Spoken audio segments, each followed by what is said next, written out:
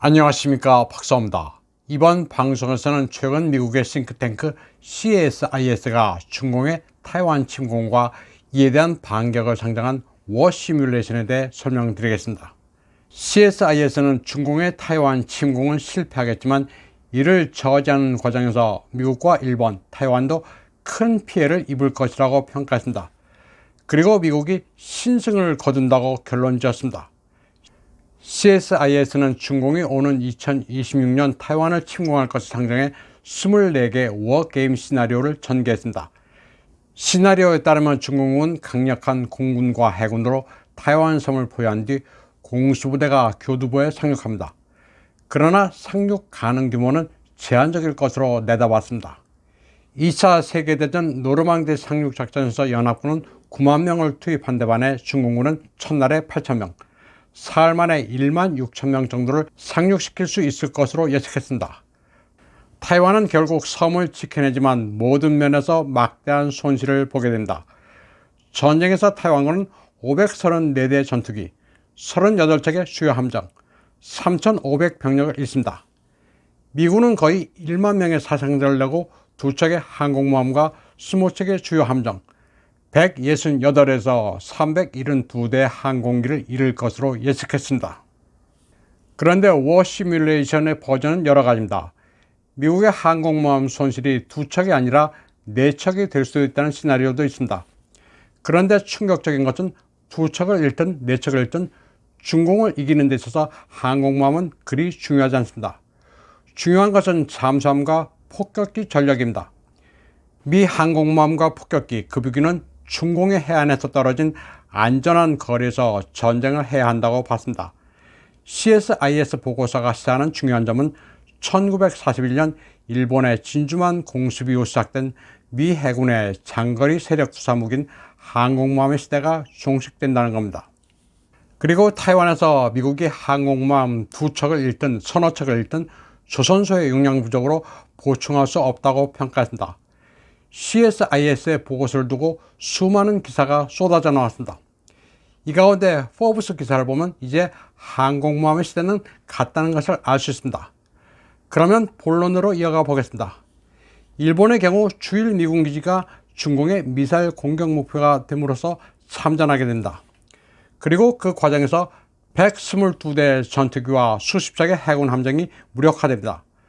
중공 측은 161대 항공기가 격추되고 138대 선박이 침몰합니다. CSIS는 중공군도 엄청난 피해를 볼 것으로 예측했습니다. 해군은 거의 괴멸되고 상륙부대의 주력이 격파당해 수만 명이 포로가 됩니다.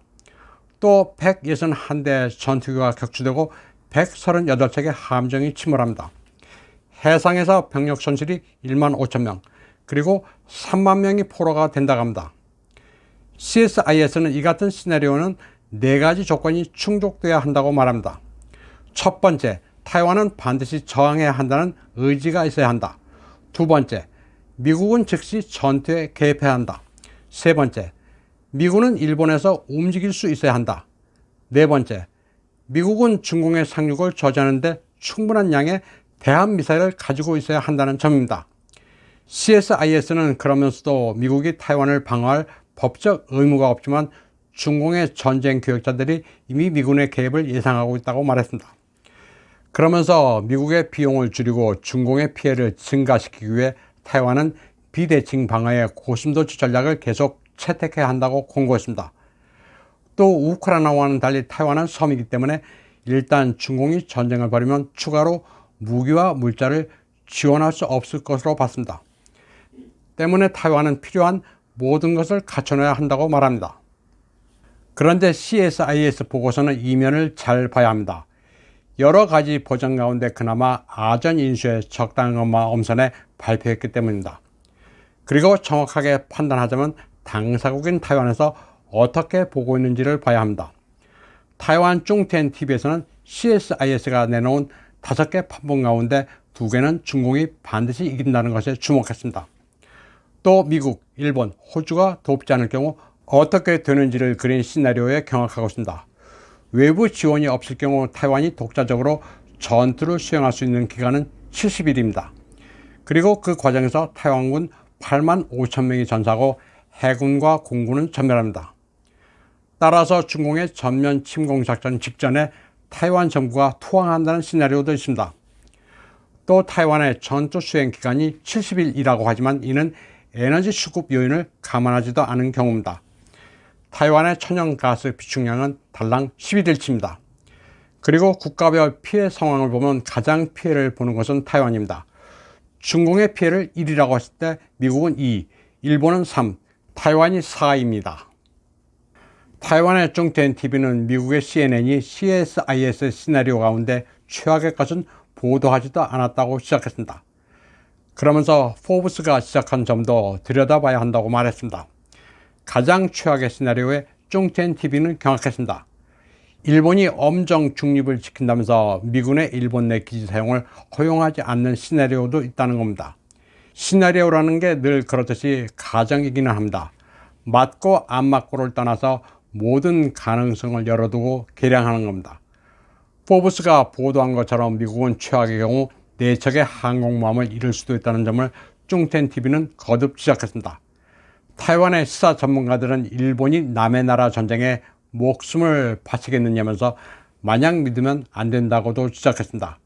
그리고 CSIS 시나리오 가운데 하나 정도가 사실적이고 2개는 완전 엉터리라고 평가했습니다.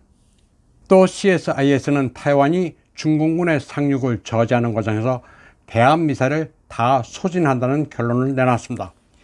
이 말인즉슨 타이완을 더 강한 고슴도치로 만들기 위해 미국이 무기를 더 팔아야 한다는 논리입니다. 또 미국이 아시아 지역에서 그 군사적 짐을 일본에다가 던지는 전략적 구상도 있다고 중텐TV는 분석했습니다.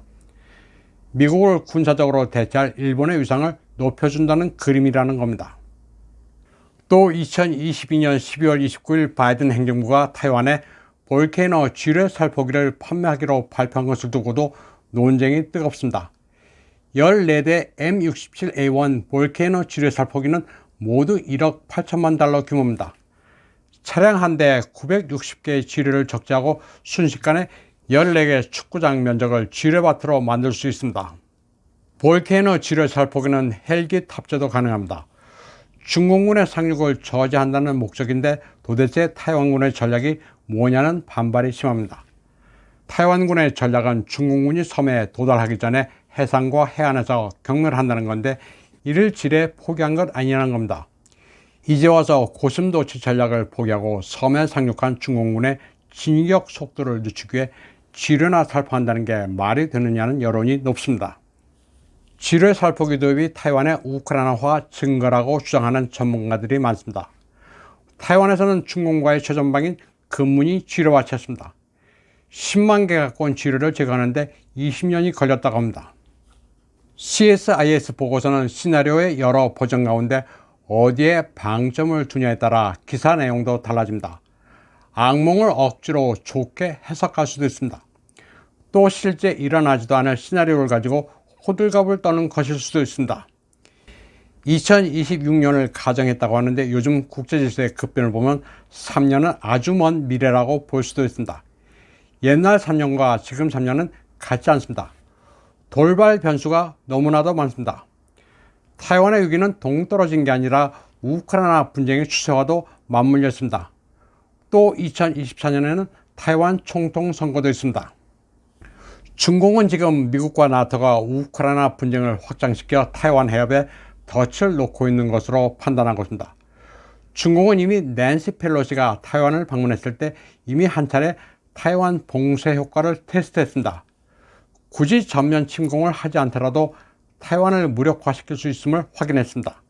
그리고 결정적으로 2024년 타이완 대선에서 차잉원 정권의 승리는 지금으로서 거의 가망이 없습니다. 충분히 레짐 체인지가 가능합니다. 따라서 중공으로서는 계속 타이완 해협의 긴장을 고조시킬 것은 분명합니다. 군사 긴장 지수는 당연히 높아지겠지만 이는 전쟁 발발 가능성과는 전혀 별개입니다. 이번 방송은 여기까지 하겠습니다. 시청해주신 여러분 감사합니다.